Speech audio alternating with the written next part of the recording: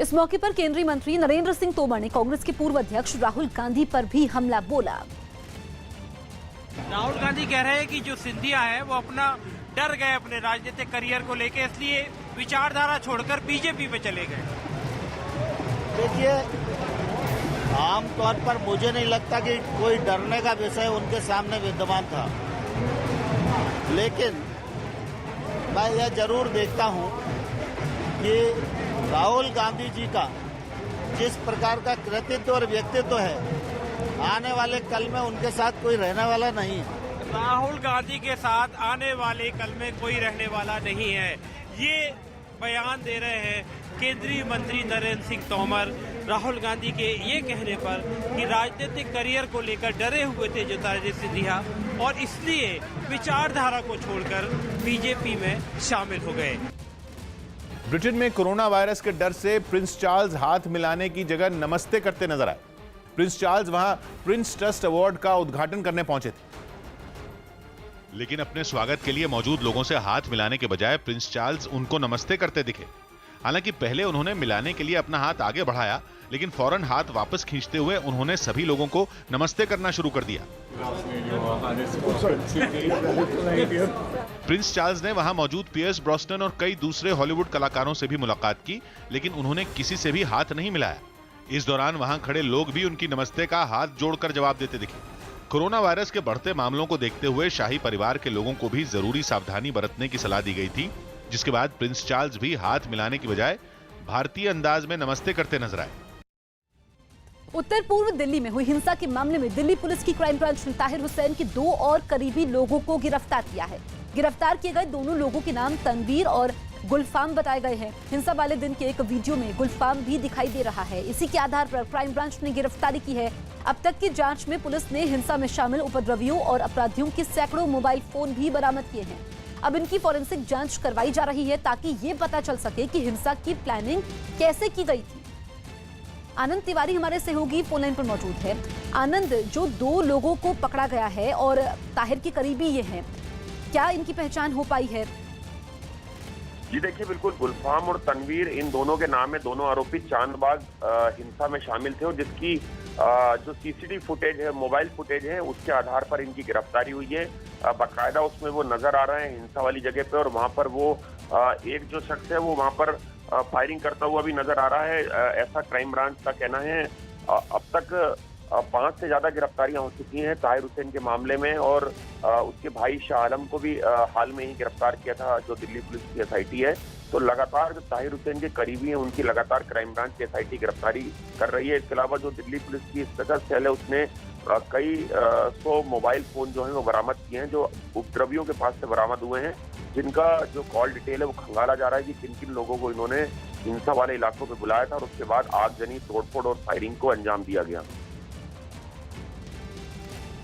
लखनऊ में हिंसा फैलाने के आरोपियों के पोस्टर लगाने के मामले में यूपी सरकार को सुप्रीम कोर्ट से राहत नहीं मिली। इलाहाबाद हाई कोर्ट ने इस मामले में खुद संज्ञान लेते हुए सरकार को निर्देश दिया था कि 16 मार्च तक लखनऊ में लगाए गए पोस्टर हटाए जाएं, लेकिन यूपी सरकार ने फैसले को सुप्रीम कोर्ट में चुनौती दी, जिस पर 2 जजों की बेंच ने सुनवाई की और यूपी सरकार से पूछा कि कौन से कानून के तहत हिंसा के आरोपी 57 लोगों के पोस्टर लगाए गए, जिसके जवाब में यूपी सरकार की ओर से सॉलिसिटर जनरल ने दलील दी कि जिन लोगों के खिलाफ हिंसा फैलाने के सबूत हैं उनको निजता के अधिकार की छूट नहीं मिलनी चाहिए। इस पर अदालत ने कहा कि सरकार पर कानून के मुताबिक ही काम करने की पाबंदी है और फिलहाल कोई कानून सरकार के फैसले का समर्थन नहीं करता, इसलिए सर्वोच्च न्यायालय ने हाई कोर्ट के आदेश पर रोक लगाए बिना यूपी सरकार की याचिका को 3 जजों की बेंच के सामने भेजने का फैसला किया, जिस पर अगले हफ्ते चीफ जस्टिस फैसला करेंगे। बिहार के औरंगाबाद में एक शख्स की पिटाई का आरोप पंचायत की मुखिया के पति और उनकी करीबियों पर लगा है। दावा किया जा रहा है कि जिस शख्स की पिटाई की गई वो गांव में सरकारी स्कीम के तहत मकान बांटने के नाम पर लोगों से रिश्वत लेता था। आरोपी को सबसे पहले मुखिया के पति ने थप्पड़ मारा, इसके बाद पास खड़ा दूसरा आदमी उसे डंडे से पीटने लगा। इस बीच जमीन पर नोटों की गड्डी गिर गई और इससे मारपीट करने वालों का गुस्सा और भड़क गया। तो ये वारदात यहाँ पर हुई है, 2 गुटों में मारपीट हुई है, युवक की पिटाई की गई और बताया ये गया कि रिश्वत ये लेता था जिसकी पिटाई की गई है। इसके बाद लोगों का गुस्सा भड़क गया और पिटाई शुरू कर दी। गुजरात के वडोदरा में होली के दिन कुछ महिलाओं के साथ हुई बदसलूकी का एक वीडियो सोशल मीडिया पर वायरल हो गया। पुलिस के मुताबिक रास्ता नहीं देने पर वहां कुछ लड़कों ने हंगामा किया था, जिसका एक वीडियो सामने आया। इसमें कुछ लड़के महिलाओं के साथ धक्का मुक्की करते नजर आए। दावा है कि महिलाएं जिस गाड़ी को घेर कर खड़ी थीं, उसमें कुछ लड़के नशे में थे। आरोप है कि उन्होंने गाली गलौज भी की।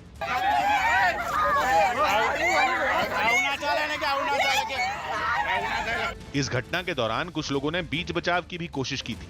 इसके बाद गुस्साई महिलाओं ने अपने कपड़े तक फाड़ दिए थे। पुलिस ने बताया कि इस मामले में दोनों पक्षों के बीच सुलह हो गई, पर इस घटना का वीडियो सोशल मीडिया पर वायरल हो गया। ईरान ने कोरोना वायरस से निपटने के लिए आईएमएफ से मदद मांगी। ईरान ने कोरोना वायरस के खतरे से निपटने के लिए आईएमएफ से $5 बिलियन यानी भारतीय रुपयों के हिसाब से करीब 37,000 करोड़ रुपए की मदद मांगी। महाराष्ट्र सरकार ने छत्रपति शिवाजी की जयंती पर मुंबई में उनकी मूर्ति पर हेलीकॉप्टर से फूलों की बरसात की। एमएनएस नेता राज ठाकरे औरंगाबाद में छत्रपति शिवाजी की जयंती पर आयोजित एक कार्यक्रम में शामिल हुए। यूपी के सीएम योगी आदित्यनाथ 24 मार्च को अयोध्या जाएंगे।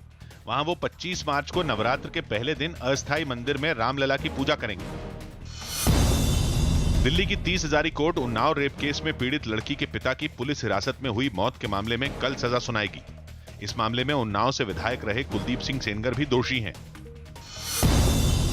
महाराष्ट्र में पूर्व मंत्री एकनाथ खड़से और पंकजा मुंडे जैसे बड़े नेताओं को दरकिनार कर बीजेपी ने उन्हें राज्यसभा चुनाव के लिए उम्मीदवार नहीं बनाया, जबकि 2 महीने पहले ही कांग्रेस से आए अमरीश पटेल को बीजेपी ने अपना उम्मीदवार घोषित कर दिया। हमें भी लगा खड़से साहब का नाम आएगा, पर शायद उनके लिए कोई और प्लान है पार्टी के मन में, तो मैं सकारात्मक हूँ। बॉलीवुड अभिनेता टॉम हैंक्स और उनकी पत्नी में भी कोरोना वायरस के लक्षण पाए गए। टॉम हैंक्स ने बताया कि ऑस्ट्रेलिया में शूटिंग के दौरान वो इसकी चपेट में आ गए। पहली बार ऑल इंग्लैंड बैडमिंटन चैंपियनशिप में खेल रहे लक्ष्य सेन ने जीत के साथ शुरुआत की। उन्होंने 1 घंटे तक चले मुकाबले में दुनिया के 18वें नंबर के चाइनीज ताइपे के खिलाड़ी को 17-21, 21-8 और 21-17 से हराया। यूपी के कानपुर में एक महिला ने छेड़खानी के आरोप में एक लड़के की पिटाई कर दी। बताया गया कि आरोपी उस महिला की बेटी के साथ पिछले कई दिनों से छेड़खानी कर रहा था, जिससे तंग आकर महिला ने आरोपी को चप्पल से पीट दिया। उसने आरोपी का कॉलर पकड़कर उसके चेहरे पर ताबड़तोड़ चप्पल बरसाई। इस हंगामे को देखकर वहां कई लोग इकट्ठा हो गए। बताया गया कि आरोपी ने महिला की बेटी को अगवा करने की भी कोशिश की, जिसके बाद महिला ने उसे सबक सिखाने की ठान ली। कि लड़के को बस बाइक आगे लगा करके 4 बाइक आई थी और उसने बस से खींचा लड़की को। एक गार्ड बैठा था, गार्ड ने मेरी लड़की को हाथ बचाया। इस हंगामे की जानकारी मिलने के बाद पुलिस वहां पहुंच गई और इससे पहले कि उस महिला के साथ लोग भी आरोपी की पिटाई करते, पुलिस उसे अपने साथ थाने लेकर चली गई। बिहार के बांका में शराब लेकर जा रहा एक छोटा ट्रक पलट गया, जिसके बाद शराब की लूट मच गई। शराब लूटने के लिए कुछ लोग जमा हो गए, सड़क पर गिरी शराब की बोतलों से भरे कार्टन उठाने लगे। इस बीच एक महिला भी मौके पर खड़ी नजर आई। बताया गया कि इस बीच ड्राइवर गाड़ी के अंदर ही फंसा हुआ था, लेकिन उसे बाहर निकालने के बजाय लोग शराब लूटने में लगे थे। और तो और पुलिस की मौके पर पहुंचने से पहले ही लोग काफी शराब लूटकर जा चुके थे। बिहार में शराब पर पाबंदी है, इसके बावजूद वहां से शराब की तस्करी की खबरें आती रहती हैं। ये ट्रक भी झारखंड के देवघर से शराब लेकर बिहार आ रहा था। चीन के चिचियांग प्रांत में एक महिला स्कूटर सवार सड़क पर गिरे ऑक्सीजन सिलेंडर की चपेट में आ गई। ये सिलेंडर वहां से गुजर रही एक गाड़ी से नीचे गिर पड़ा, लेकिन वॉल्व टूटने की वजह से उससे तेजी से गैस निकलने लगी और वो रॉकेट की तरह दूसरी तरफ से गुजर रही स्कूटर सवार से टकरा गया। इस घटना का एक वीडियो भी सामने आया, जिसमें ऑक्सीजन सिलेंडर से लदी एक गाड़ी गुजरती दिखी, लेकिन जैसे ही वो तेजी से एक तरफ को मुड़ी, उसमें लदे 2 सिलेंडर सड़क पर गिर पड़े। नीचे गिरने की वजह से एक सिलेंडर का वॉल्व टूट गया और उससे तेजी के साथ गैस निकलने लगी। गैस की वजह से वो सिलेंडर रॉकेट की तरह बढ़ते हुए दूसरी तरफ से आ रही एक स्कूटर सवार से टकरा गया। हादसे के बाद वहां मौजूद लोग महिला की तरफ तेजी से दौड़े और उसे उठाने की कोशिश शुरू की। इस हादसे में महिला की जान तो बच गई, लेकिन उसे गहरी चोटें आईं। ब्रिटेन के पीएम ने पीएम मोदी को फोन करके कोरोना वायरस पर चर्चा की। ब्रिटेन के पीएम बोरिस जॉनसन ने पीएम मोदी को फोन करके कोरोना वायरस से निपटने के लिए अंतर्राष्ट्रीय प्रयासों पर चर्चा की। दुनिया के 118 देशों में 1,30,000 से ज्यादा लोग कोरोना वायरस से संक्रमित पाए गए हैं और इससे अब तक 8600 से ज्यादा लोगों की मौत हो चुकी है। जम्मू कश्मीर के शोपिया में ताजा बर्फबारी से एक बार फिर से लोगों की मुश्किलें बढ़ गईं। इस बीच घरों और वाहनों की छत पर बर्फ की मोटी चादर बिछ गई। देश में बढ़ रहे कोरोना वायरस के मामलों के बीच हरियाणा के गुरुग्राम में नकली सैनिटाइजर बनाने वाली फैक्ट्री का भंडाफोड़ हो गया। राजस्थान के बाड़मेर में जमीन विवाद के एक मामले में कुछ लोगों ने एक आदमी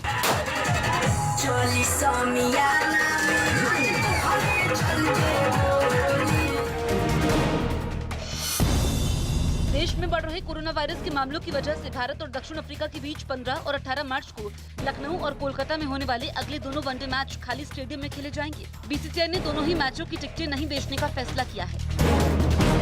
बिहार के मुंगेर में 2 दूध के भरे टैंकर की टक्कर से एक मंदिर टूट गया, जबकि कई लोग उनकी चपेट में आने से बाल बाल बच गए। ईरान में कोरोना वायरस से 12 मार्च को 75 लोगों की मौत होने के बाद वहां मौतों का आंकड़ा बढ़कर 429 तक पहुंच गया। ईरान में कोरोना वायरस से 10,000 से ज्यादा लोग संक्रमित हैं। मध्य प्रदेश के कांग्रेस विधायकों की जयपुर में बैठक हुई। एक दिन पहले कांग्रेस के 80 से ज्यादा विधायकों को जयपुर लाकर दो अलग अलग रिजॉर्ट में रखा गया। लेकिन अगले दिन बैठक करने के लिए कांग्रेस के सभी विधायक एक जगह इकट्ठा हुए। जयपुर के ट्री हाउस रिजॉर्ट में ठहरे विधायक बस में बैठकर बुएना विस्टा रिजॉर्ट पहुंचे और विक्ट्री साइन दिखाते हुए अंदर गए। इस दौरान वहां कड़ी सुरक्षा नजर आई। कांग्रेस विधायकों को अब एक ही होटल में रखा जा रहा, मीटिंग है इसलिए बुएना विस्टा के अंदर लाया जा रहा। 38 विधायक हैं जिनको जो दूसरे ट्री हाउस रिसोर्ट के अंदर रुके हुए थे उनको बुएना विस्टा में लाया गया। ये विधायक जब रिजॉर्ट में पहुंचे तो वो एक दूसरे से गर्मजोशी से हाथ मिलाते हुए नजर आए, जिसके बाद इन सभी विधायकों की हरीश रावत और मुकुल वासनिक के साथ बैठक हुई। बैठक खत्म होने के बाद ये दोनों नेता खुद बाहर आए और दावा किया कि मध्य प्रदेश की कमलनाथ सरकार पर कोई संकट नहीं है। आप आश्वस्त रहिए, आज भी मध्य प्रदेश में हमारी कांग्रेस की सरकार है, कल भी रहेगी। खबर है कि इस रिजॉर्ट में मध्य प्रदेश के मुख्यमंत्री कमलनाथ के लिए भी एक कमरा बुक किया गया है और वो कभी भी अपने विधायकों से मिलने जयपुर पहुंच सकते हैं।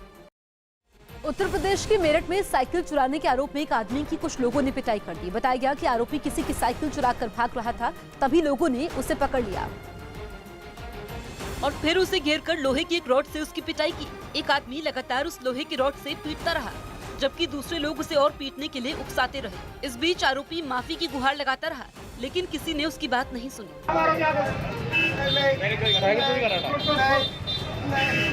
लोगों ने काफी देर तक उसकी पिटाई की। बाद में एक आदमी ने आरोपी को पुलिस थाने ले जाने की बात कही। मारपीट की इस घटना का वीडियो सोशल मीडिया पर वायरल होने के बाद मामला पुलिस तक पहुंचा। बताया गया कि पुलिस मामले की जांच में जुट गई है। कोरोना वायरस की वजह से अर्थव्यवस्था और औद्योगिक मंदी के खतरे से निपटने के लिए केंद्र सरकार और रिजर्व बैंक ने साझा एक्शन प्लान तैयार कर लिया है। सीएनबीसी आवाज के सूत्रों के मुताबिक कोरोना वायरस से डरे बाजार में स्थिरता लाने के लिए पीएम नरेंद्र मोदी ने पिछले शनिवार को रिजर्व बैंक और वित्त मंत्रालय की बैठक बुलाई थी, जिसमें वित्त मंत्रालय और आरबीआई ने बाजार में स्थिरता लाने के लिए उद्योग जगत को नकदी की कमी न होने देने का भरोसा दिया। यह भी तय किया गया कि कुछ औद्योगिक क्षेत्रों के लिए लोन चुकाने के नियम आसान बनाए जाएंगे। साथ ही छोटे और मध्यम उद्योगों का खास ख्याल रखा जाएगा। वहीं मोबाइल, फार्मा, ऑटोमोबाइल और एक्सपोर्ट सेक्टर के उद्योगों को पर्याप्त पूंजी उपलब्ध कराने के लिए एमडीबी यानी मल्टीलैटरल डेवलपमेंट बैंक से कर्ज लेने पर भी जोर दिया गया। इसके अलावा रिजर्व बैंक ने राज्य सरकारों को चिट्ठी भेजकर प्राइवेट बैंकों में जमा रकम न निकालने की सलाह दी और बताया कि अगर राज्य सरकारों में प्राइवेट बैंकों से पैसा निकालने की बदहवासी फैलेगी तो इससे बैंकिंग और वित्तीय क्षेत्र की स्थिरता पर बुरा असर होगा। हिमाचल प्रदेश के कई जिलों में बर्फबारी होने से तापमान गिर गया। मौसम विभाग ने अनुमान जताया कि राज्य में अगले 24 घंटों में बारिश और बर्फबारी हो सकती है, जिससे ठंड और बढ़ने की संभावना है। बीते कुछ घंटों में जो बर्फबारी हुई उससे सबसे ज्यादा शिमला के लोगों की मुश्किलें बढ़ी, क्योंकि वहां सड़कें बर्फ से ढक गई और रास्ते बंद हो गए, जिस वजह से आने जाने में लोगों को परेशानी का सामना करना पड़ा। वहां हालात ऐसे बन गए कि पेड़ों के पत्ते सूख गए और टहनियों पर बर्फ ही बर्फ दिखाई दी। यही नहीं, इस बर्फबारी के बाद गाड़ियों की छतों पर बर्फ की सफेद चादर बिछी दिखाई दी।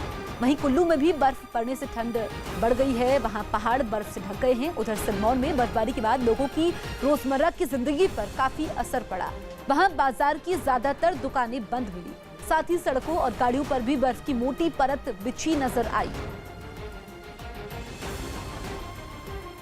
ज्योतिरादित्य सिंधिया ने शिवराज सिंह चौहान के साथ डिनर किया। मध्य प्रदेश पहुंचे ज्योतिरादित्य सिंधिया ने भोपाल में शिवराज सिंह चौहान के घर पर उनके साथ डिनर किया। इस बीच केंद्रीय मंत्री नरेंद्र सिंह तोमर और कई दूसरे बीजेपी नेता भी उनके साथ भोजन करते दिखाई दिए। कोरोना वायरस की महामारी घोषित होने के बाद देश के सभी अंतर्राष्ट्रीय हवाई अड्डों पर यात्रियों की स्क्रीनिंग बढ़ा दी गई। यूपी के मेरठ में साइकिल चोरी के आरोपी को लोहे की रॉड से पीटने का वीडियो वायरल हो गया। जम्मू कश्मीर के गुलमर्ग, सोनमर्ग और पहलगाम समेत कई इलाकों में भारी बर्फबारी के बाद कई जगह बर्फ की मोटी परत बिछ गई। ज्योतिरादित्य सिंधिया के बीजेपी में शामिल होने से खफा वाराणसी में कांग्रेस कार्यकर्ताओं ने चौराहे पर पुतला फूंककर विरोध प्रदर्शन किया। यूपी के शामली में अवैध हथियार से खुलेआम फायरिंग का वीडियो बनाकर वायरल करने वाले आरोपी को पुलिस ने गिरफ्तार कर लिया। इस संबंध में इस प्रकरण में इन दोनों को गिरफ्तार कर लिया गया है तथा जिस अवैध असलहे से ये फायरिंग की गई थी वो अवैध असलहा भी बरामद कर लिया गया है। बीजेपी में शामिल होते ही ज्योतिरादित्य सिंधिया के खिलाफ करोड़ों की सरकारी जमीन पर कब्जे के आरोप से जुड़े एक मामले में शिकायत के आधार पर मध्य प्रदेश की EOW यानी इकोनॉमिक ऑफेंस विंग ने जांच शुरू कर दी। अमिताभ बच्चन ने कोरोना वायरस के बढ़ते मामलों के बीच एक वीडियो जारी कर लोगों से सावधानी बरतने की अपील की। वीर कहन और वीर कहन की ऐसा कुछ भी करो ना, वीर कहन और वीर कहन कि ऐसा कुछ भी करो ना, बिन साबुन के हाथ धोई के केहू का भैया छुओ ना। राजस्थान की भीलवाड़ा में चल रही अवैध खदान की अचानक से ढहने से 2 मजदूरों की मौत हो गई, जबकि 3 मजदूर घायल हो गए। पश्चिम बंगाल के दक्षिण 24 परगना में 2 जहाजों की टक्कर के बाद उनमें सवार लोगों को सुरक्षित बचा लिया गया। बताया गया कि एक जहाज कोलकाता से हल्दिया की तरफ जा रहा था, जिसने किनारे पर खड़े एक दूसरे जहाज को टक्कर मार दी, जिसकी वजह से ममतामयी मां नाम का एक जहाज पानी में डूबने लगा। डूबने के दौरान उससे धुएं का गुबार उठता दिखाई दिया। जहाज को डूबने से रोकने के लिए उसे मोटी मोटी रस्सियों की मदद से नदी के किनारे पर मौजूद पेड़ों से बांध दिया गया, लेकिन तमाम कोशिशों के बाद भी जहाज धीरे धीरे पानी में समाता चला गया। इस दौरान नदी के किनारे लोगों की भारी भीड़ नजर आई, जिनमें कई लोग इस पूरी घटना का वीडियो बनाते रहे। इससे पहले नदी के किनारे पर खड़े ममतामयी मां नाम के जहाज को एक दूसरे जहाज ने टक्कर मार दी, जिसके बाद उसमें सवार लोगों को वक्त रहते सुरक्षित उतार लिया गया। जिस जहाज ने टक्कर मारी थी उस जहाज के लोग भी जान बचाने के लिए सीढ़ी की मदद से उतरते दिखाई दिए। बाद में टक्कर मारने वाला जहाज वहां से चला गया।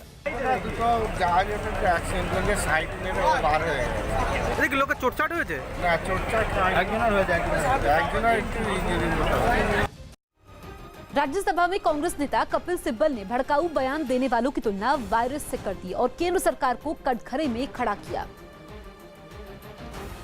वाकई में इस वायरस को कंट्रोल करना चाहते हो ना तो आप कर सकते हो, लेकिन नहीं, आप करोगे नहीं, क्योंकि ये वायरस फैलाना चाहते हो। ये बहुत बड़ा संघर्ष हमें करना पड़ेगा, क्योंकि जो वायरस आप फैला रहे हो उसकी दवाई हम ही हैं। फिल्मी दुनिया के सुपरस्टार रजनीकांत ने ऐलान कर दिया कि जल्द ही वो एक राजनीतिक दल बनाने जा रहे हैं, जिसके नेता वो खुद होंगे, लेकिन तय योजना के मुताबिक उनकी पार्टी का नेता सरकार में शामिल नहीं होगा। यानी उनकी पार्टी के सत्ता में आने के बावजूद रजनीकांत मुख्यमंत्री नहीं बनेंगे। रजनीकांत के राजनीति में आने के ऐलान का इंतजार सुबह से ही प्रशंसक कर रहे थे, और जैसे ही उनके फैसले की खबर फैली, प्रशंसकों ने पटाखे जलाकर खुशी का इजहार किया। उत्साहित प्रशंसकों ने जगह जगह मिठाइयां बांटी। बसों से लेकर सड़कों पर आने जाने वालों का मुंह मीठा कराया जाने लगा। लोग इस बात से भी गदगद नजर आए कि रजनीकांत राजनीति में युवाओं को मौका देकर नई लीडरशिप तैयार करना चाहते हैं। तमिल फिल्मों के सुपरस्टार ने पद के बजाय राजनीति बदलने की इच्छा जताई।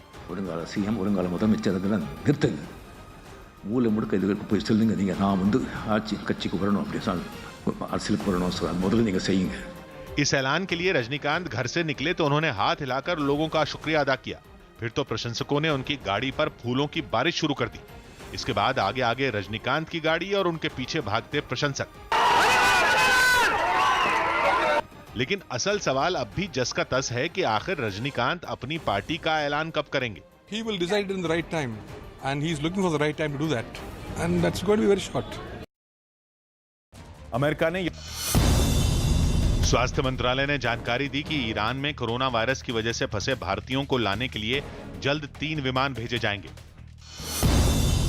दिल्ली की कड़कड़डूमा कोर्ट ने निर्भया गैंगरेप मामले में दोषी पवन की एक याचिका पर पुलिस से रिपोर्ट मांगी, जिस पर अगली सुनवाई 8 अप्रैल को होगी। दोषी पवन ने अपनी याचिका में 2019 में मंडोली जेल में मारपीट का आरोप लगाया था और जेल अधिकारियों के खिलाफ केस दर्ज करने की मांग की थी। खबर है कि कोरोना वायरस की वजह से यूरोप और रूस ने अपने साझा मिशन मंगल को 2022 तक टालने का फैसला लिया। मध्य प्रदेश में अपनी कांग्रेस सरकार पर आए संकट के बीच प्रियंका गांधी ने शेयर बाजार और कोरोना वायरस का मुद्दा उठाया। उन्होंने केंद्र सरकार पर इन खतरों से निपटने के बजाय चुनी हुई सरकार को गिराने की साजिश रचने का आरोप लगाया। खबर है कि इजरायल में वैज्ञानिकों ने कोरोना वायरस की दवा बना ली है, जिसका अब जल्द ऐलान किया जा सकता है। अमेरिका में एनबीए यानी नेशनल बास्केटबॉल एसोसिएशन ने इस सीजन के सभी मैचों को रद्द करने का फैसला लिया। एनबीए ने एक टीम के खिलाड़ी में कोरोना वायरस के लक्षण पाए जाने के बाद यह फैसला लिया। यूपी के मेरठ में मामूली सी बात पर दो परिवारों के बीच जमकर मारपीट हो गई। बताया गया कि बच्चों के बीच किसी बात पर विवाद शुरू हुआ, जो देखते ही देखते दो परिवारों के बीच लड़ाई की वजह बन गया और दोनों ही परिवारों के लोगों ने एक दूसरे पर हमला बोल दिया। इस बीच कुछ लोग डंडों से एक दूसरे को पीटने लगे।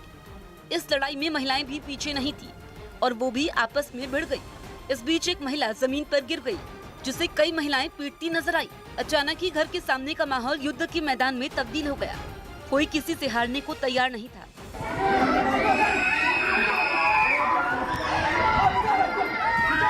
बच्चों की वजह से शुरू हुई इस लड़ाई को बच्चे चुपचाप देख रहे थे। बताया गया कि इस मारपीट में दोनों ही परिवारों के कई लोगों को चोटें आई, जिन्हें बाद में अस्पताल में भर्ती करवाना पड़ा।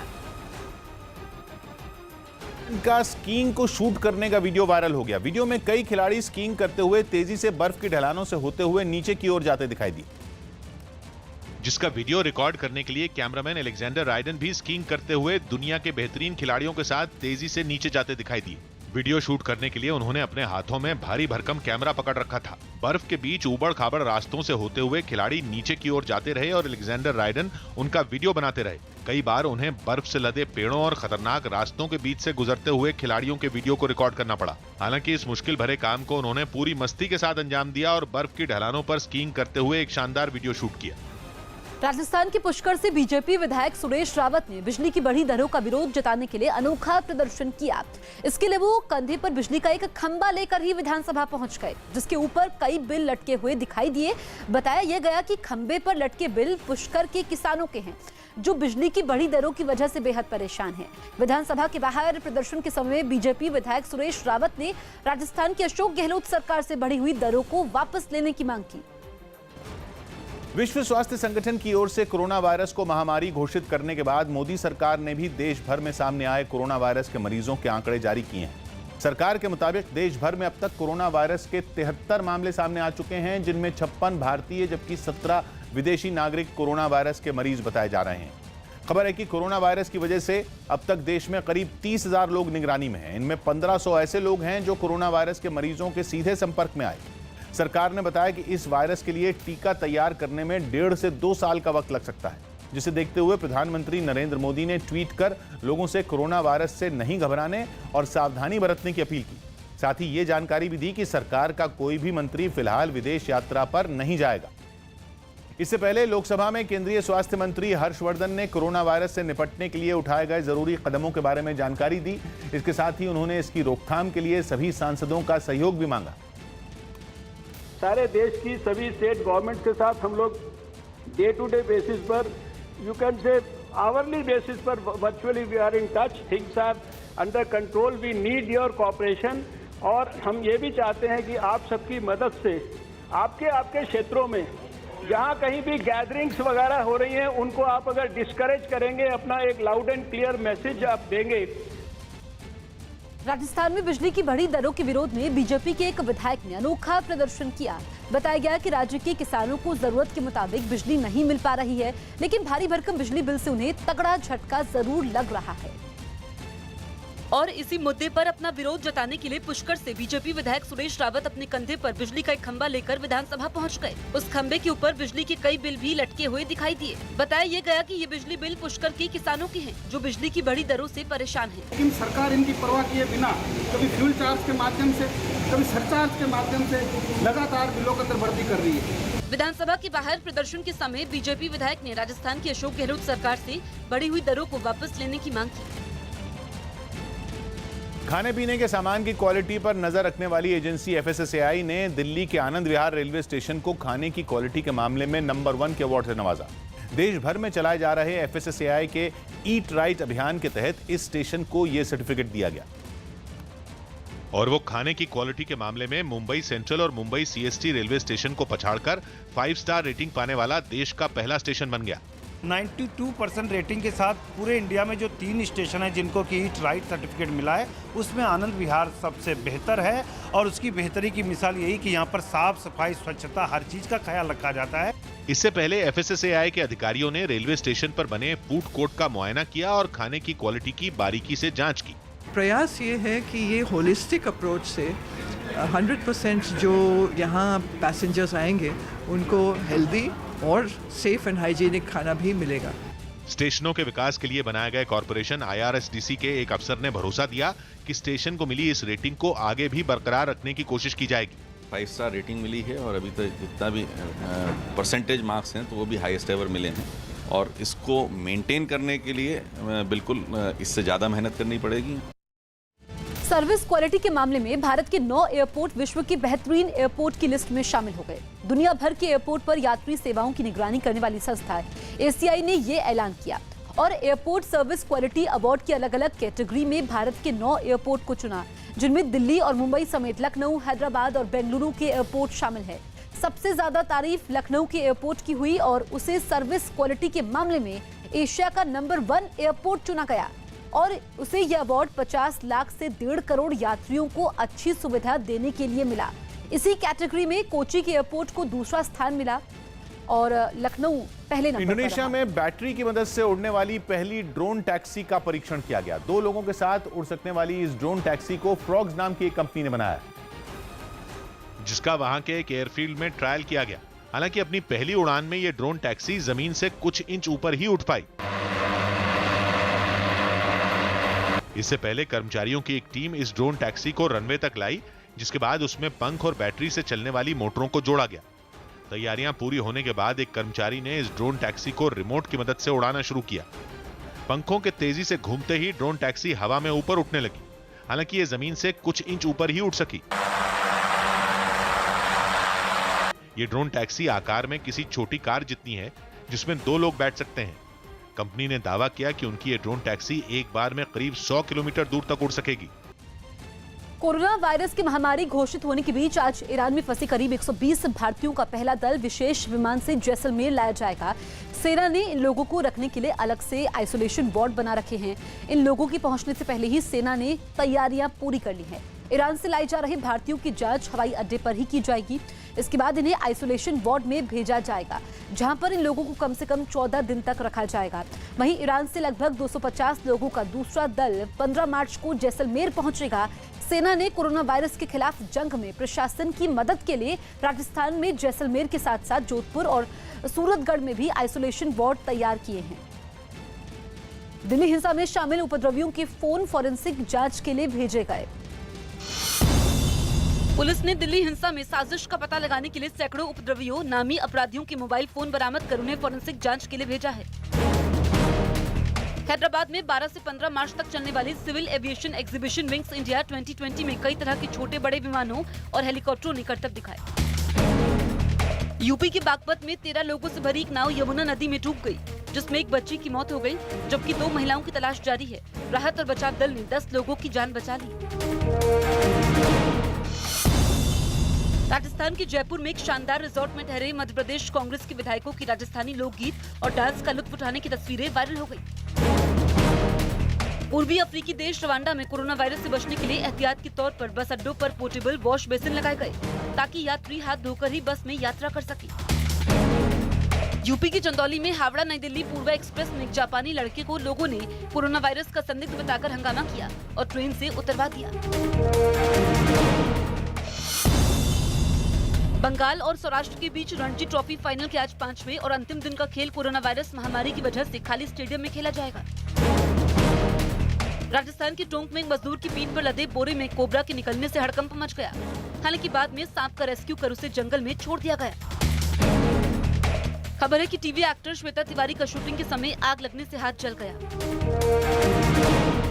दिल्ली हिंसा मामले में गिरफ्तार किए गए पीएफआई यानी पॉपुलर फ्रंट ऑफ इंडिया से जुड़े 2 लोगों को कोर्ट ने 7 दिन की पुलिस हिरासत में भेज दिया। जानकारी के मुताबिक गिरफ्तार किए गए परवेज अहमद और इलियास पर दिल्ली में हुई हिंसा के लिए फंड मुहैया कराने का आरोप है। साथ ही इन दोनों पर नागरिकता कानून के खिलाफ शाहीन बाग में बैठे प्रदर्शनकारियों को भी पैसे पहुंचाने का इल्जाम लगा।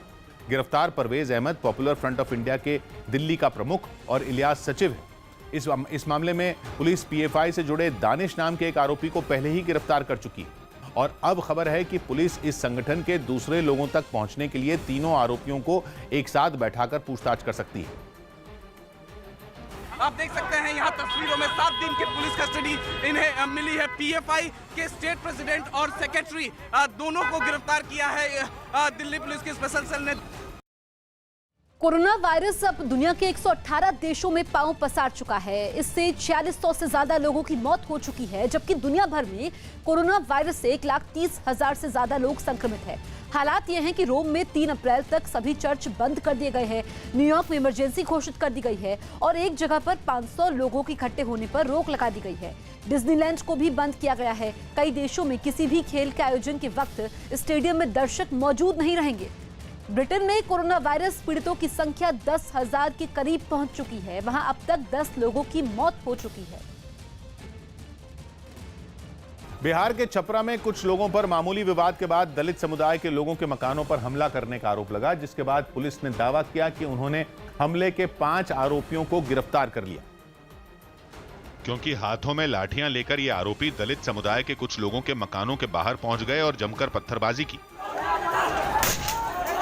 आरोपी लगातार सड़क से पत्थर उठाकर मकानों पर फेंकते रहे, जिससे इलाके में दहशत फैल गई। हमले के दौरान इन आरोपियों के अलावा सड़क पर कोई दूसरा व्यक्ति दिखाई नहीं दे रहा था। इस हमले में दलित समुदाय के मकानों में काफी टूट-फूट हुई। किसी मकान के दरवाजे टूटे मिले तो कहीं घरों में रखे सामान को काफी नुकसान पहुंचा। कांग्रेस ने राज्यसभा के लिए अपनी दूसरी लिस्ट जारी कर दी है। हरियाणा से कांग्रेस ने पूर्व मुख्यमंत्री भूपेंद्र सिंह हुड्डा के बेटे दीपेंद्र हुड्डा को उम्मीदवार बनाया है।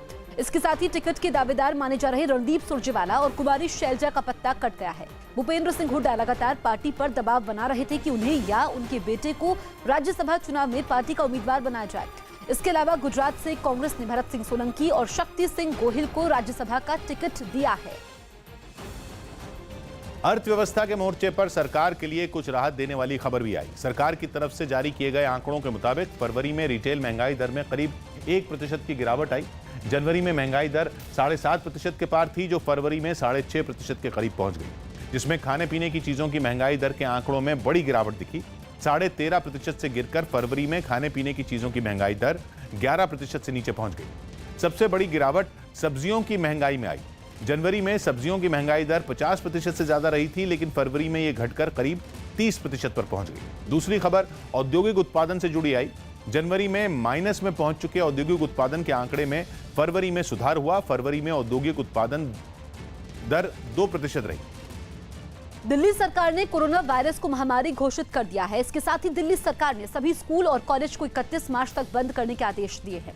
हालांकि जिन स्कूलों में परीक्षा चल रही है उन पर यह आदेश लागू नहीं होगा। इसके अलावा दिल्ली में सभी सिनेमा हॉल भी 31 मार्च तक बंद रखने का फैसला किया गया है। जम्मू और छत्तीसगढ़ में भी 31 मार्च तक स्कूल बंद कर दिए गए हैं। श्रीनगर में सामूहिक प्रार्थना सभाओं पर भी रोक लगा दी गई है। कोरोना वायरस की वजह से IIM अहमदाबाद का कॉन्वोकेशन भी रद्द करना पड़ा है और अब छात्रों के घर पर ही डिग्रियां भेजी जाएंगी। इस बीच भारत में कोरोना वायरस के मामलों की संख्या बढ़कर 74 हो गई है। उत्तर प्रदेश के फिरोजाबाद में 2 गुटों के बीच जमकर मारपीट हो गई। बताया गया कि किसी पुराने विवाद की वजह से एक गुट ने दूसरे गुट के एक लड़के की पिटाई कर दी, जिस पर दूसरे गुट के लोग भड़क गए और उन्होंने पत्थरबाजी शुरू कर दी। इस दौरान कई लोगों के हाथों में डंडे भी नजर आए। इस हंगामे के साथ ही गांव की सड़क युद्ध के मैदान में तब्दील हो गई। इस पत्थरबाजी से बचने के लिए कई लोग अपने घरों में छिप गए। इस बीच कुछ लोग अपने घरों की छतों पर चढ़ गए और पत्थर बरसा रहे लोगों का विरोध करने लगे। बताया गया कि काफी देर तक ये हंगामा होता रहा। बाद में किसी ने पुलिस को इसकी खबर दी और जब पुलिस गांव में पहुंची तब जाकर लोग शांत हुए। लखनऊ हिंसा के मामले में लगे 57 लोगों की पोस्टर के जवाब में समाजवादी पार्टी ने रेप के आरोपी स्वामी चिन्मयानंद और उन्नाव रेप केस के दोषी कुलदीप सेंगर के पोस्टर लगा दिए हैं। ये पोस्टर समाजवादी पार्टी के नेता IP सिंह की तरफ से लगवाए गए हैं, जिस पर लिखा है कि ये प्रदेश की बेटियों के आरोपी हैं। इनसे सावधान रहे। साथ ही पोस्टर पर लिखा है कि बेटियां रहे सावधान, सुरक्षित रहे हिंदुस्तान। पोस्टर लगाए जाने की खबर मिलते ही प्रशासन तुरंत हरकत में आया। आनंद फानन में इस पोस्टर को हटा दिया गया। कांग्रेस से इस्तीफा दे चुके विधायकों से मिलने पहुंचे कमलनाथ सरकार के 2 मंत्रियों की बेंगलुरु में पुलिस वालों से धक्का मुक्की हो गई। मध्य प्रदेश सरकार में मंत्री जीतू पटवारी और लाखन सिंह कांग्रेस के बागी विधायकों से मिलने बेंगलुरु पहुंचे थे और वो बेंगलुरु के उस होटल में पहुंच गए जहां बागी विधायक ठहरे हैं। जीतू पटवारी आगे आगे चल रहे थे और बेंगलुरु पुलिस उन्हें रोकने की कोशिश करने लगी। अचानक जीतू पटवारी भड़क गए और उनकी पुलिस वालों से धक्का मुक्की शुरू हो गई।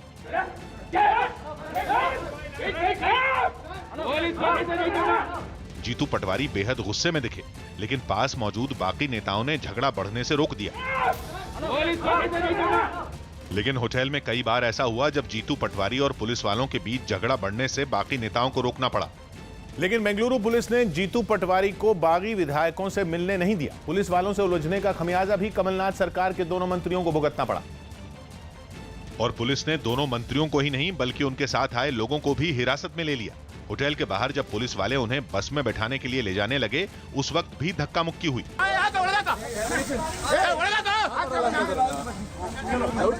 जीतू पटवारी कहते रहे कि वो अपनी ही गाड़ी में थाने जाएंगे।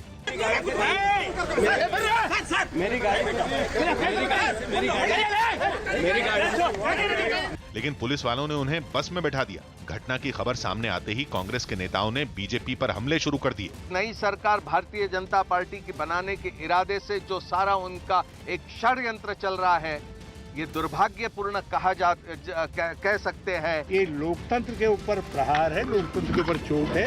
हिरासत में लिए जाने के थोड़ी ही देर बाद जीतू पटवारी समेत कांग्रेस के तमाम नेताओं को छोड़ दिया गया। भोपाल में कमलनाथ सरकार पर हमला करने और ज्योतिरादित्य सिंधिया की तारीफ करते करते मध्य प्रदेश के पूर्व मुख्यमंत्री शिवराज सिंह चौहान सिंधिया को विभीषण कह बैठे।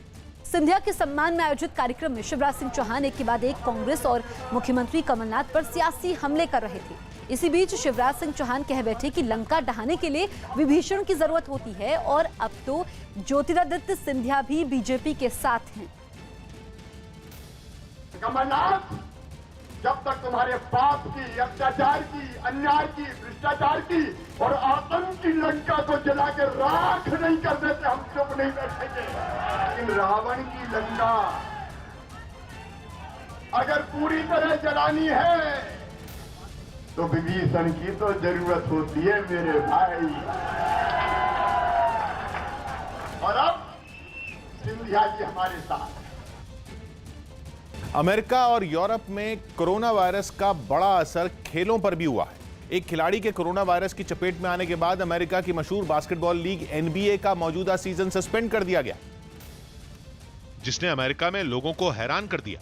लीग को सस्पेंड करने का फैसला सीजन के बीच में हुआ, वो भी ऐसे वक्त जब बास्केटबॉल कोर्ट पर लीग का मैच चल रहा था और दर्शक अगले मैच के लिए भी पहुंच चुके थे। मैच रद्द किए जाने की खबर के बाद दर्शकों को मायूस होकर लौटना पड़ा। बड़ी संख्या में सड़क पर उतरे लोगों को संभालना भी पुलिस के लिए चुनौती बन गया। लीग को कितने महीने के लिए सस्पेंड किया गया है और ये सीजन आगे बढ़ेगा या नहीं बढ़ेगा, इस पर भी फैसला नहीं हो पाया है। दूसरी तरफ यूरोप में चल रही फुटबॉल की चैंपियंस लीग का पूरा कराना भी कोरोना वायरस के कारण एक मुसीबत बन गया है। स्पेन में चल रही ये लीग अपने अंतिम दौर में है, लेकिन टूर्नामेंट के नॉकआउट मैच बिना दर्शकों के ही खेले जा रहे हैं। क्वार्टर फाइनल मैच में जब दोनों टीमों के खिलाड़ी मैदान पर पहुंचे तो तालियां बजाने के लिए कोई नहीं था। न किसी पेनल्टी किक पर दर्शकों के परेशान चेहरे दिखे, न किसी गोल पर तालियों की गड़गड़ाहट सुनाई दी। बस खिलाड़ी खुद ही एक दूसरे की हौसला अफजाई करते रहे। कोरोना वायरस के कारण दर्शकों को मैदान में घुसने से भले ही रोक दिया गया हो, लेकिन स्टेडियम से ज्यादा दूर नहीं रखा जा सका। मैच के बाद सड़कों पर टीम की जीत का जश्न मनाने के लिए लोग बड़ी संख्या में जुटे। लेकिन खेलों पर कोरोना वायरस का असर केवल स्पेन में नहीं पड़ा है, कोरोना वायरस का असर भारत में भी दिखने लगा है। भारत और दक्षिण अफ्रीका के बीच वनडे सीरीज के मैच लोग केवल टीवी पर ही देख पाएंगे, क्योंकि लखनऊ के इकाना स्टेडियम में 15 मार्च को खेला जाने वाला सीरीज का दूसरा वनडे बिना दर्शकों के ही खेला जाएगा। इकाना स्टेडियम में खेले जाने वाले इस मैच के लिए 5 करोड़ रुपए के टिकट बेचे जा चुके थे, लेकिन अब ये लोगों को पैसे वापस किए जाएंगे। सीरीज का तीसरा वनडे कोलकाता के ईडन गार्डन स्टेडियम में 18 मार्च को खेला जाना है, लेकिन माना जा रहा है कि तीसरा वनडे भी बिना दर्शकों के ही कराया जा सकता है। सूत्रों के मुताबिक खेल मंत्रालय ने बीसीसीआई को सुझाव दिया है कि जिन मैचों को टाला नहीं जा सकता उन्हें बिना दर्शकों के ही कराया जाए। सरकारी कर्मचारियों को मोदी सरकार आज बड़ा तोहफा दे सकती है। सूत्रों के मुताबिक आज होने वाली केंद्रीय मंत्रिमंडल की बैठक में 4% महंगाई भत्ता बढ़ाने के प्रस्ताव को मंजूरी मिल सकती है। इसके अलावा यस बैंक के पुनर्गठन योजना को भी मंजूरी मिल सकती है। हालांकि ये मुद्दा अभी तक औपचारिक तौर पर बैठक के एजेंडे में शामिल नहीं है। हरियाणा के पंचकुला में पक्की नौकरी की मांग करते हुए कई कॉन्ट्रैक्ट लेक्चरर सड़कों पर उतरे, जिन पर पुलिस ने लाठीचार्ज कर दिया। प्रदर्शन कर रहे सभी लोगों ने सीएम आवास का घेराव करने के मकसद से चंडीगढ़ की ओर कूच किया। लेकिन पुलिस ने सभी प्रदर्शनकारियों को पंचकुला चंडीगढ़ बॉर्डर पर रोककर उन पर लाठियां बरसानी शुरू कर दी। पुलिस की इस कार्रवाई से कुछ देर के लिए सभी प्रदर्शनकारी वहां लगी बैरिकेडिंग से दूर हो गए, लेकिन थोड़ी देर में कुछ लोग फिर से सड़क पर बैठ गए।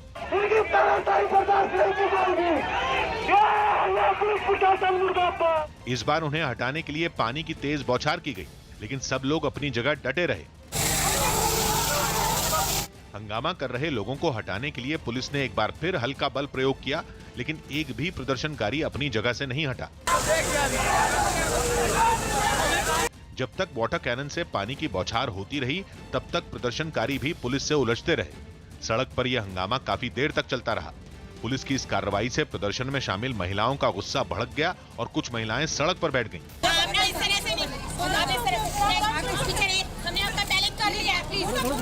ये देख पुलिस ने उन्हें जबरन वहां से उठाकर हिरासत में लेना शुरू कर दिया। लेकिन इन प्रदर्शनकारियों ने कई घंटों तक पुलिस के पसीने छुड़ा दिए। शुरुआत में सभी प्रदर्शनकारी चंडीगढ़ में दाखिल होने की मांग कर रहे थे, लेकिन बाद में उनका गुस्सा पुलिस की कार्रवाई पर फूट पड़ा। हालांकि पुलिस ने भी प्रदर्शनकारियों पर काफी सख्ती दिखाई। एक महिला ने हिरासत में लिए जाने पर पुलिस का विरोध किया तो एक महिला पुलिसकर्मी ने उसे जोरदार थप्पड़ जड़ दिया। इसके बाद हंगामा कर रही सभी महिलाओं को एक बस में बिठाया गया। महिलाओं के अलावा कई और प्रदर्शनकारियों को भी पुलिस ने हिरासत में ले लिया। पक्की नौकरी की मांग पर प्रदर्शन कर रहे कॉन्ट्रैक्ट लेक्चरर पुलिस की लाठीचार्ज की कार्रवाई को गलत ठहराते दिखे और उन्होंने बड़े आंदोलन की चेतावनी दी। पूरे हरियाणा के कॉलेजों के अंदर हड़ताल होगी और समाज सारे जो खड़े होंगे। इससे पहले चंडीगढ़ में घुसने की कोशिश कर रहे प्रदर्शनकारियों से पुलिस की हल्की धक्का मुक्की भी हुई।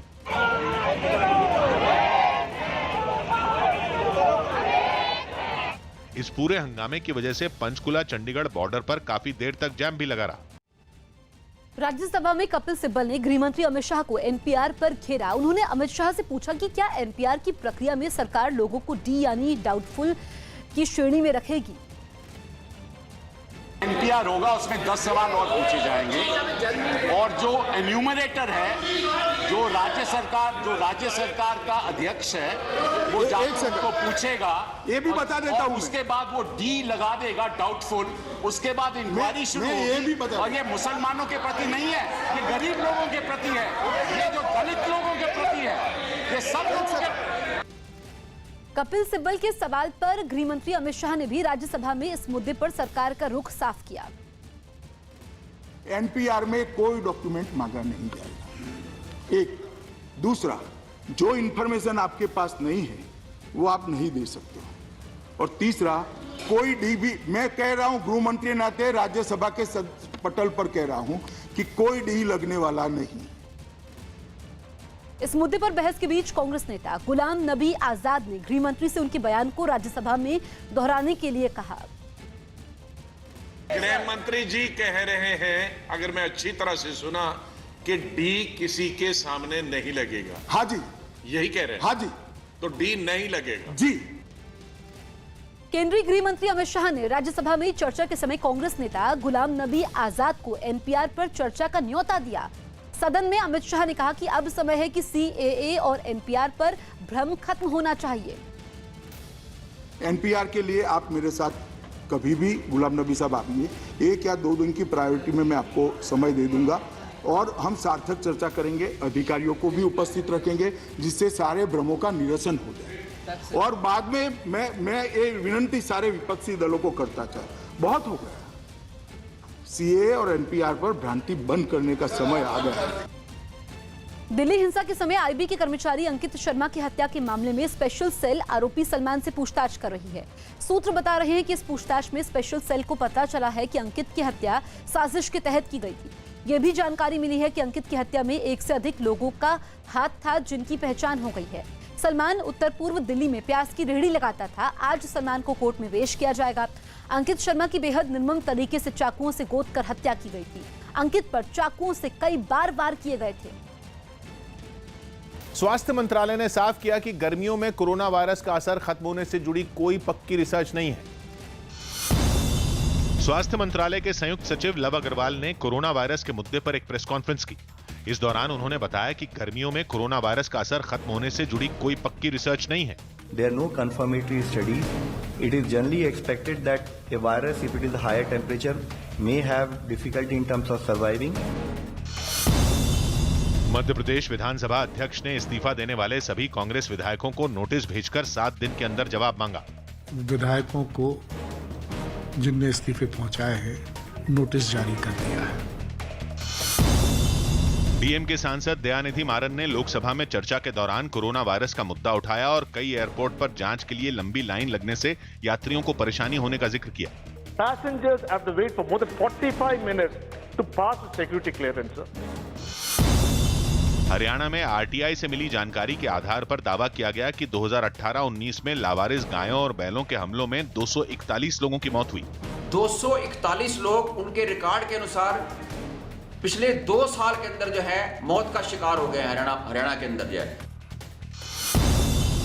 समाजवादी पार्टी के नेता अखिलेश यादव ने साफ किया कि मध्य प्रदेश में उनकी पार्टी के विधायक राजेश शुक्ल सीएम कमलनाथ का साथ देंगे। हमारी पार्टी का इकलौता विधायक है, वो वहां के मुख्यमंत्री कमलनाथ जी के साथ है। गुजरात के राजकोट में स्टंट करने के समय एक बाइक सवार का संतुलन बिगड़ने से हादसा हुआ। इस सड़क हादसे में 2 बाइक सवारों की मौत हुई क्योंकि 2 बाइक पर सवार ये लोग तेज रफ्तार में स्टंट कर रहे थे। स्टंट के समय सड़क पर उनके आगे कई गाड़ियां भी चल रही थी। तभी अचानक एक बाइक सवार का संतुलन बिगड़ गया। इस बीच उसने खुद को संभालने की काफी कोशिश भी की, लेकिन वो दूसरी बाइक से टकराते हुए डिवाइडर से जा टकराया, जिसके बाद इस हादसे में दोनों लड़कों की मौत हो गई। पूरी दुनिया में कोरोना वायरस की वजह से कोहराम मचा हुआ है। अपने देश में भी केंद्र और राज्य सरकारें कोरोना वायरस से बचाव के लिए गाइडलाइंस जारी कर रही हैं। ऐसे में अभिनेता अमिताभ बच्चन ने भी कविता के जरिए लोगों को कोरोना वायरस से लड़ने का संदेश दिया है। अमिताभ बच्चन ने इसी सिलसिले में एक वीडियो जारी किया है। बहुतेरे इलाज बतावें जन जनमानस सब, बहुतेरे इलाज बतावें जन जनमानस सब, केकर सुने केकर नाही कौन बताई सब। क्यों कहस कलौंजी पीसो क्यों आंवला रस, क्यों कहस कलौंजी पीसो क्यों आंवला रस, क्यों कहस घर में बैठो हिलो न ठस से मस। अब ईर कहन और वीर कहन कि ऐसा कुछ भी करो ना, ईर कहन और वीर कहन कि ऐसा कुछ भी करो ना, बिन साबुन के हाथ धोई के केहू का भैया छुओ ना। हम कहा चलो हमो कर देते हैं जैसन बोलें सब, हम कहा चलो हमो कर देते हैं जैसन बोलें सब, आवे देव करो ना फिरो ना ठेंगवा दिखाओ तब। नमस्कार। हरियाणा के करनाल में जमीन विवाद में 2 गुटों के बीच मारपीट हो गई। मारपीट की सूचना फौरन पुलिस को दी गई, जिसके बाद वहां पहुंची पुलिस ने दोनों पक्षों को समझाने की कोशिश की, लेकिन इसके बाद भी दोनों पक्ष पुलिस के सामने ही भिड़ गए। जान बचाने के लिए एक आदमी पास की एक दुकान में घुस गया, जिसके पीछे पीछे कई लोग वहां पहुंच गए और उसकी पिटाई शुरू कर दी। तभी भीड़ में शामिल एक आदमी लकड़ी के एक टुकड़े से उसे मारने लगा, लेकिन वहां पहुंचे एक पुलिस वाले ने उसे बचा लिया। इस दौरान वहां मौजूद कुछ महिलाएं भी आपस में बहस करती दिखी। देखते देखते झगड़ा हो गया और मौके पर मैंने महिला पुलिस को भी बुला लिया है और फोर्स किया, अलग एक कंट्रोल और सूचित कर दिया। इससे पहले लोगों की भीड़ ने वहां लगे लोहे के एक गेट को उखाड़ दिया। तभी एक महिला जमीन पर गिरे गेट पर खड़ी हो गई और लोगों से बहस करने लगी। इस बीच वहां मौजूद पुलिस वाले महिला और दूसरे लोगों को समझाने की कोशिश करते दिखे। बाद में महिला के घर वाले भी गेट पर खड़े हो गए, जिसके बाद हंगामा और बढ़ गया। कुछ लोग बीच बचाव भी करते नजर आए। महिला और उसके घर वालों के जाने के बाद लोगों ने गेट को वहां से हटा दिया।